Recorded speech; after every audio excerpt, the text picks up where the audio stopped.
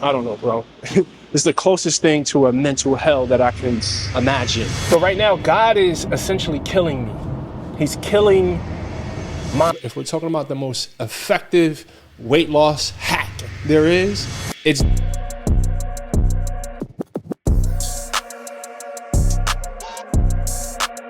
I slept terribly last night because I have so much on my mind. I'm going through like one of the fucking craziest spiritual experiences of my life, right? I want to call it an ego death. I want to call it a fucking rebirth. I've been going through it honestly for months now, but it's getting really intense. Anyway, so I couldn't sleep last night. And so I probably had like 3 hours of sleep. And when I'm sleep depriving, is that a word? When I'm sleep depriving, I crave carbs. So I took a nap at about 11 o'clock and I woke up and I'm like, fuck, peanut butter and jelly sandwich. I just needed 2 of them joints. So the abs that I had this morning, gone.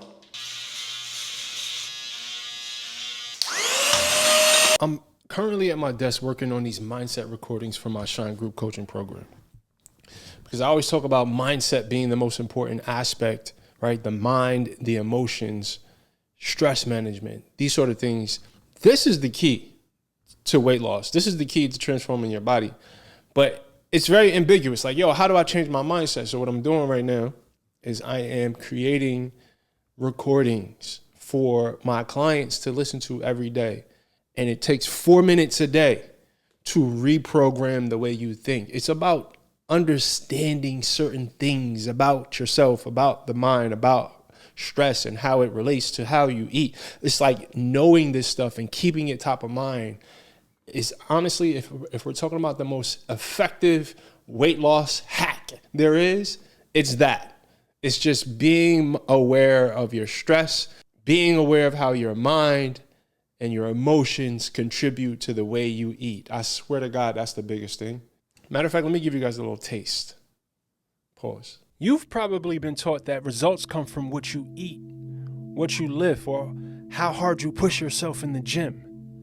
But one of the most powerful tools for transforming your health is your breath. So listen, the mindset that I'm approaching this group coaching program with is I am literally obsessed with getting my clients results. I spend every waking moment thinking about my clients. I'm so focused on attracting the right people. Because if you're going to stress me out, if I'm going to give 1,000% of myself to you, then you have to be ready. You have to be at the part of your journey where you're ready to commit, where you're ready to get over the hurdles that have stopped you in the past.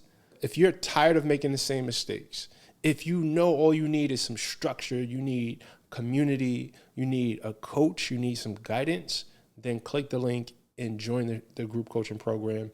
I've made it super affordable. So click the link in the description to get some more information. And if you get to the page and you have some questions, there's a link at the bottom of the page where you can sign up for a call.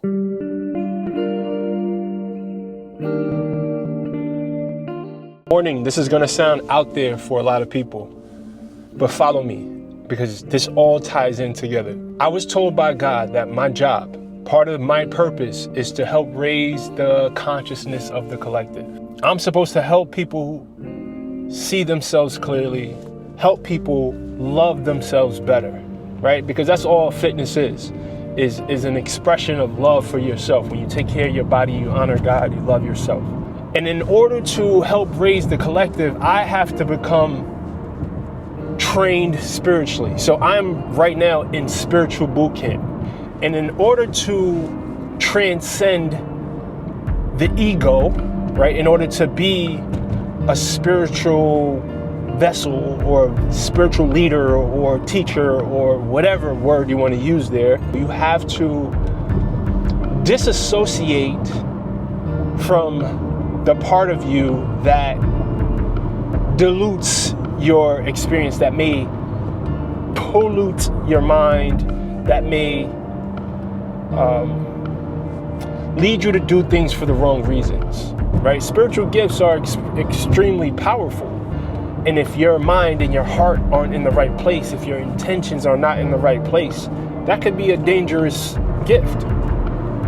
So right now, God is essentially killing me. He's killing my idea of myself.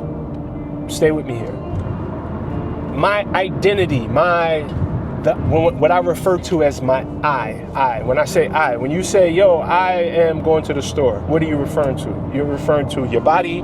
Are you referring to your mind? Like, what is I, right? Your I is the source of all the suffering in your life. All the mental anguish that you experience comes from this idea that you are an I that is separated from everyone else. Trust me, I know for some people how out there this sounds, but for some people, they're following. You know, they say ignorance is bliss. So when you start to wake up, that bliss goes away, and that bliss kind of turns into pain. But that pain is designed to purify you. That pain is designed to give you clarity if you don't avoid it. For a lot of us, we use food, we use sex, we use binge watching Netflix, we use partying and drugs and alcohol in order for us to numb the pain of life, right? The suffering that is inevitable in life. But I'm experiencing spiritual boot camp, and it's one of the most challenging experiences of my life. This 2025 has been the most mentally, spiritually, emotionally challenging period of my life. And when you start to realize that everything you've been taught has been a lie, everything you've thought has been a lie, it's all anyway. I'm gonna talk to you guys a little bit more about this when I get to the basketball court, but I'm about to go to Costco, pick up some of my necessities, and I want to show you guys what my necessities are, because I get the same stuff.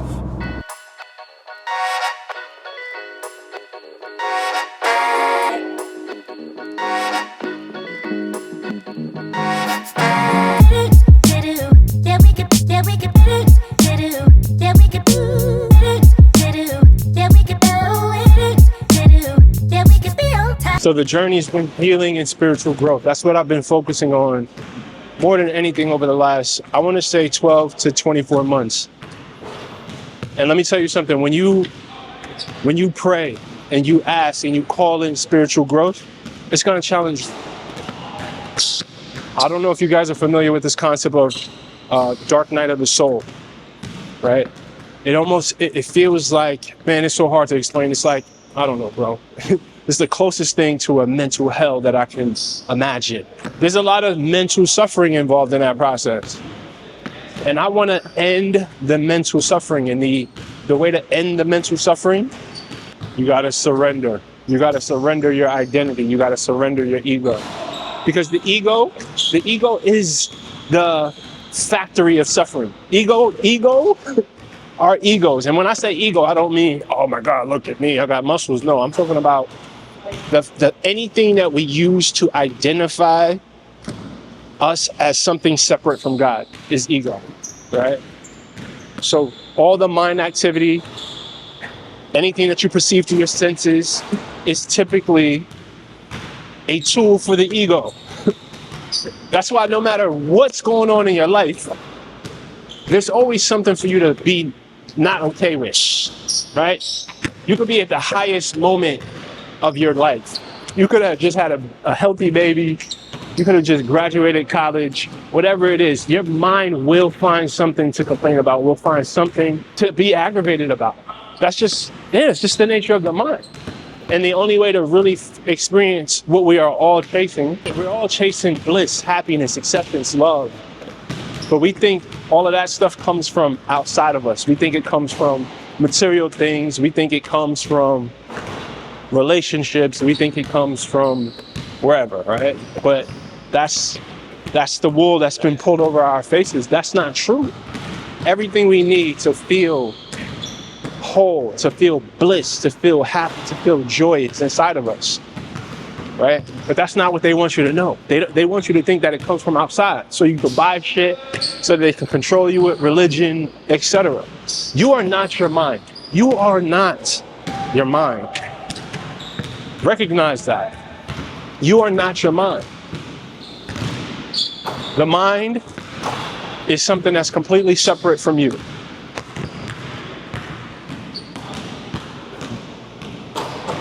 And the quicker you realize that, the quicker you will find freedom. So my goal right now is to free myself from my mind. It may take years. It's going to take years.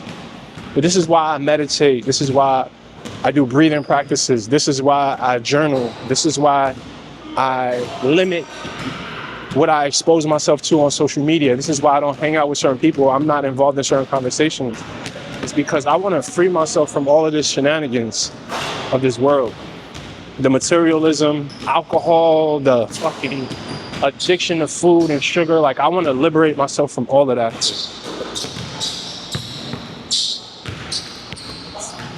Let me end this vlog by saying this. 2025 isn't the hardest year of my life because I have all of these bad things happening. I'm blessed. I have a great life.